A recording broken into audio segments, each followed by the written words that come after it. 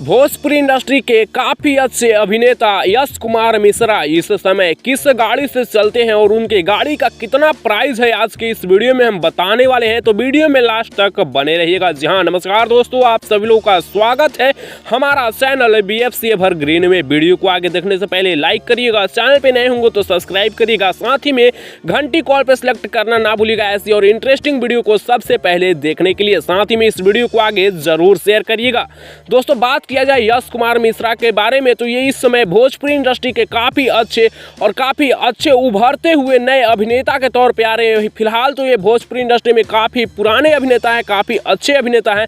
फिलहाल इस समय और भी ज़्यादा इनको पॉपुलैरिटी मिल रही है और काफ़ी अच्छी पिक्चरें इस समय कर रहे हैं। भोजपुरी इंडस्ट्री में काफ़ी अच्छी पिक्चरें ये बना भी चुके हैं, इस समय और भी काफ़ी अच्छी पिक्चरें बना रहे हैं। अगर बात किया जाए इनके कार्स के बारे में कि ये इस समय किस गाड़ी से चलते हैं, उसका नाम क्या है और उसका कितना प्राइस है, तो आप लोगों को बता दें कि यश कुमार मिश्रा इस समय अपने थार से चलते हैं। जी हाँ दोस्तों, इस समय अपने थार से चलते हैं यश कुमार मिश्रा, जिसकी प्राइस लगभग 20 से 25 लाख रुपए है।